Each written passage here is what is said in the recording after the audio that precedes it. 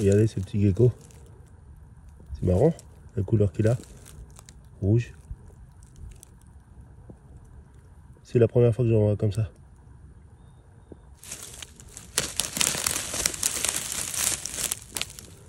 Les amis, nouvelle journée, nouvelle vidéo.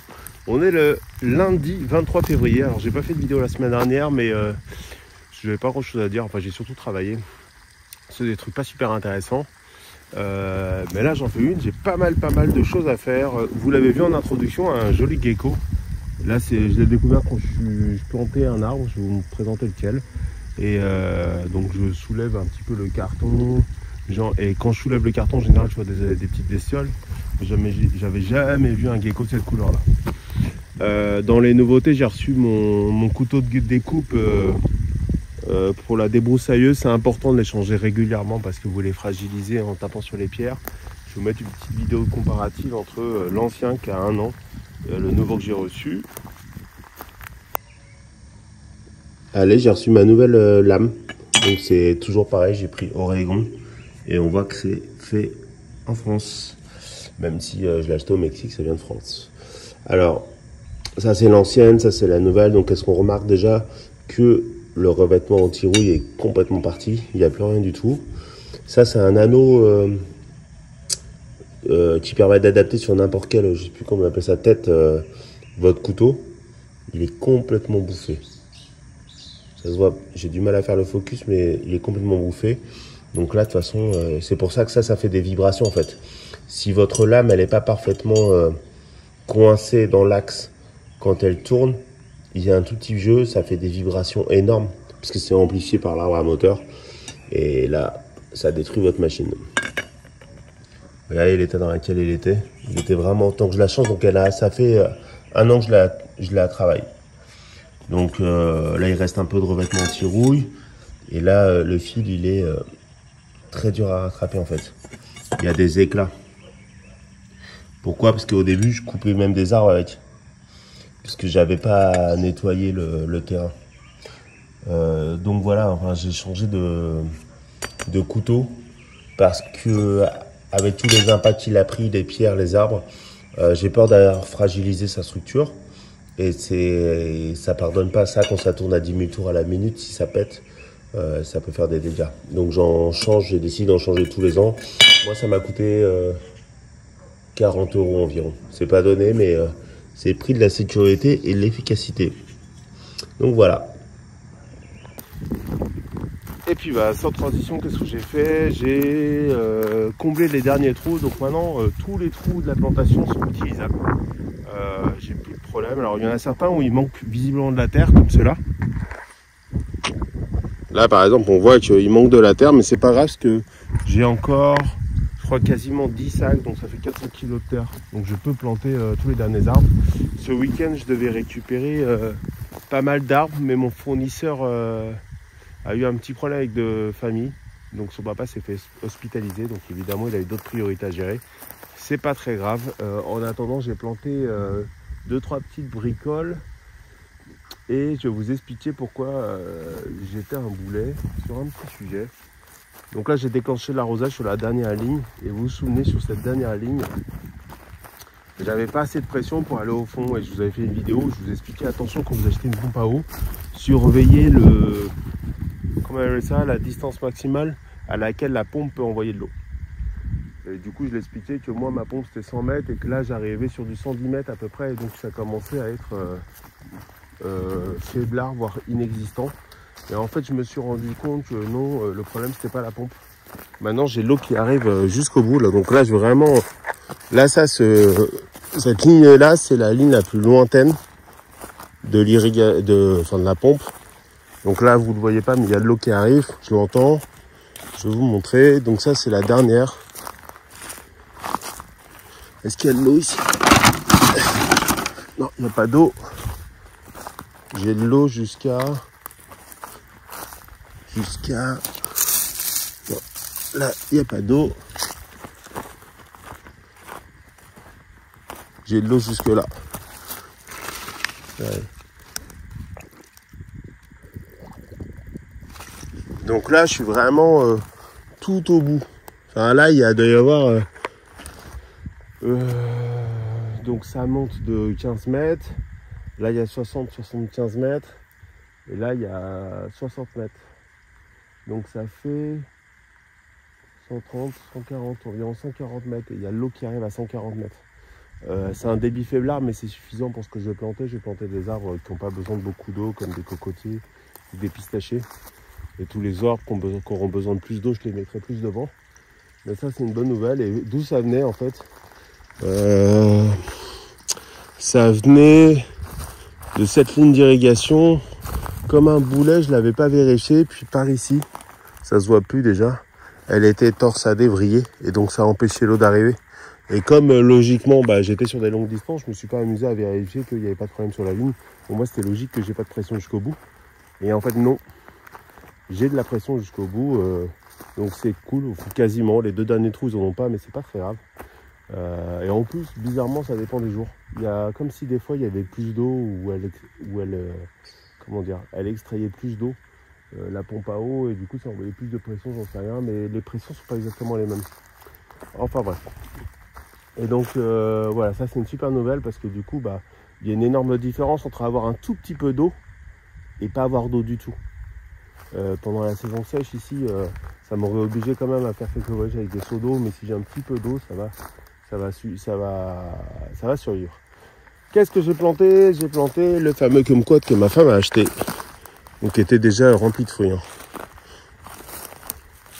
Alors, les boosts, ce que j'arrête pas de dire, les boosts en engrais. Donc je serais même d'avis de pas trop manger les premiers fruits, mais bon. Ma femme est super contente d'avoir des fruits, des kumquats. Donc je l'ai planté, celui-là, ça faisait 2 semaines qu'il était dans son petit pot, donc il devait commencer à souffrir un peu. Et là je l'arrose bien, pour qu'il s'enracine bien, et puis maintenant rouler jeunesse. J'ai planté un noix de cajou qui végétait à la maison, ça faisait 3-4 mois qu'il était dans son petit pot, le pauvre. Donc il est un petit peu... il n'est pas hyper en forme, mais bon, avec ce que je lui ai mis là, ça devrait aller. Pam, qu'est-ce que j'ai planté d'autre? Oui, j'ai planté un arbre très mal en point. Et pour le coup, qui est le premier non fruitier que je plante. Je regarde en même temps si je vois pas de petits soucis. Non, tout a l'air de bien fonctionner. Pam pam pam. Avant d'arriver à cet arbre que j'ai planté, regardez. Ça, je vous avais dit, ouais, ça ressemble à un chou, mais en fait, pas du tout. C'est plutôt du tabac. J'ai du tabac qui pousse sur le terrain. C'est marrant. Je sais même pas comment ça marche. Je sais même pas si le tabac c'est une graine ou si c'est un rhizome. J'en sais rien du tout. J'ai même pas regardé. Il y a plein de petits pucerons dessus. Donc je préfère que les petits pucerons aillent sur cette plante-là que sur mes plants à moi. Donc je vois en poussant, mais j'ai utilisé une application de reconnaissance de plantes et ça sent bien être du tabac. Après ça sent rien de particulier, puis moi je suis pas un fumeur donc j'y connais rien. Mais on va le laisser pousser pour voir. Donc qu'est-ce que j'ai planté? Ce petit arbre tout chétif, sans aucune feuille ou très peu de feuilles, c'est un jasmin. C'est un jasmin odorant. Donc lui s'est fait attaquer à la maison. Et puis surtout, il y a eu quelques fois, j'ai oublié de l'arroser, donc il n'a pas du tout aimé avec la chaleur. Maintenant qu'il va être en pleine terre, ça va aller mieux.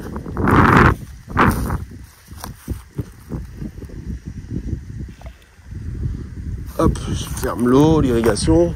Et puis, ah oui, le dernier que j'ai planté, c'est... vous vous souvenez ou pas, ici j'avais planté avant un semis de litchi. J'avais acheté des litchis dans le commerce et je m'étais amusé à les planter, les noyaux. Et à ma grande surprise, ça avait bien germé. J'en avais pas mal qui étaient sortis. Ils n'étaient pas énormes. Ils sont pas énormes. Ça fait 1 an. 1 an de semis.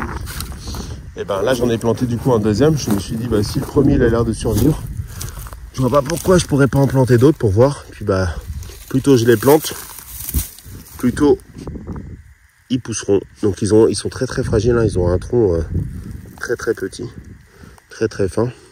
Mais bon. Là, je vais rajouter du paillage la prochaine fois que je viens. Et puis, ça devrait aller, on verra. Donc, sinon, sur le reste de la plantation, il n'y a pas de problème. Les petits trucs qui étaient là, ils continuent de pousser, donc le papayer, ça continue de pousser.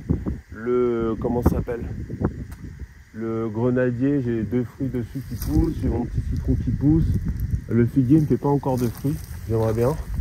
C'est pas encore le cas, d'ailleurs je vais planter sûrement d'autres figuiers. Et sinon, je me suis lancé dans un nouveau truc. Alors, c'est un truc qui est un peu à la mode, parce que c'est très visuel. Et avant d'expliquer comment j'ai fait, je vais vérifier moi si ça marche dans mon texte, plutôt que d'expliquer ce que j'ai fait. De toute façon, vous encouragez à vous lancer dans un truc qui ne fonctionnerait pas. En tout cas, si vous êtes dans les mêmes critères que moi. J'ai fait du marcotage aérien. Vous voyez les boules, la boule là comme ça. Donc c'est pas quelque chose que vous pouvez faire sur tous les arbres, il faut vérifier sur le net si vos arbres vous pouvez les marcoter. Donc marcoter, c'est le fait de les faire prendre directement dans la terre. Donc il y a plusieurs styles de marcotage et ça, alors vous avez des versions cheap avec un gobelet en plastique, vous mettez de la terre et puis vous scotchez bien autour et voilà. Mais vous avez aussi ce type de boule là. Alors vous mettez évidemment de la terre dedans, vous faites 2-3 manips et vous fixez ça et puis vous voyez. Donc les délais sont plus ou moins variables. Dans les climats tempérés, il y a des saisons à respecter. Donc moi je l'ai fait sur un manguier et sur un goyava, un goyavier. Ça peut se faire sur plein d'arbres, je vais vérifier lesquels. J'ai quelques boules pour essayer, je vais essayer puis on va voir. Ça c'est la petite expérience personnelle. Alors ça a un avantage, c'est que ça vous fait des plants a priori qui s'enracinent mieux en fait. Donc on va voir. Et puis moi je le fais sur des branches d'arbres que de toute façon j'allais tailler parce que pour laisser respirer on va dire l'arbre pour pas qu'il soit trop dense à l'intérieur, pour qu'il se développe bien. Il faut parfois que vous le taillez. Et notamment si je fais référence à une des vidéos précédentes sur la tropie, il faut que vous taillez régulièrement vos arbres pour stimuler la pousse. Donc là avant de le tailler, j'essaye de trouver une utilité, sans sachant que j'aurais pas le temps moi-même de faire des coutures parce qu'il faut les arroser régulièrement parce que c'est beaucoup plus de boulot pour moi. Donc je le fais de cette façon-là. Sinon le petit jardinet, toujours pareil. Hein. Je l'ai arrosé pour une fois la semaine dernière, le jeudi. Je l'arrose jamais, je le laisse vivre sa vie. Je vois bien que le basilic il aime pas du tout. Il est trop au sec. Au début il se développait bien, mais là on voit bien qu'il aime pas du tout, mais les autres plants ils ont l'air de bien aimer, donc du coup j'ai arrosé un petit peu la semaine dernière pour donner un petit peu d'eau dans le système et puis pour voir. Les aloe vera grossissent pas. Le vaporub a l'air de s'y plaire bien, alors il croît pas beaucoup mais il est très beau je trouve. Le vaporub ça sent super bon, c'est marrant. Je sais pas trop quoi en faire mais ça sent super bon. Et puis un jour il faudra que je récolte de l'origan parce que bon, c'est bien gentil d'en faire pousser mais si je l'utilise pas, c'est dommage. Là j'ai mes petits cocotiers. Pareil je les ai arrosés une fois, je crois que ça faisait 6 mois que je les avais pas arrosés. Et comme celui-là il avait une sale tête. Ah ouais, il a repris du poil de la bête. Il avait que des feuilles, il en avait qu'une seule verte et là je vois qu'il y en a une autre qui est sortie. Donc du coup j'ai bien arrosé cette partie-là. J'ai arrosé son frère ou son cousin, je sais pas si c'est son de famille d'ailleurs. Mais lui il n'avait pas l'air d'avoir de problème. Alors ce qui est étonnant c'est que lui il est vraiment plein soleil. Voilà, je pense que j'ai le temps avant de récolter des cocos.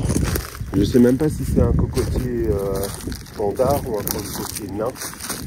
Je pense que ceux-là c'est des standards. C'est pas le même qu'on appelle des standards.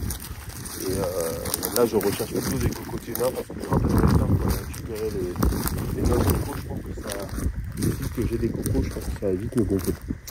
Donc voilà.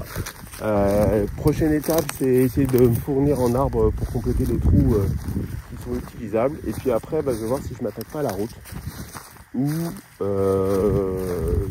je m'attaque pas au potager que je mettrai par là.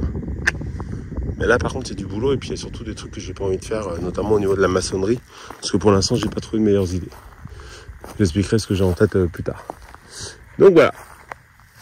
Je vous quitte sous ce très très chaud soleil et je vous souhaite une bonne journée. J'espère que cette petite vidéo vous a envoyé de la chaleur. À très bientôt les amis. Ciao. Bye bye.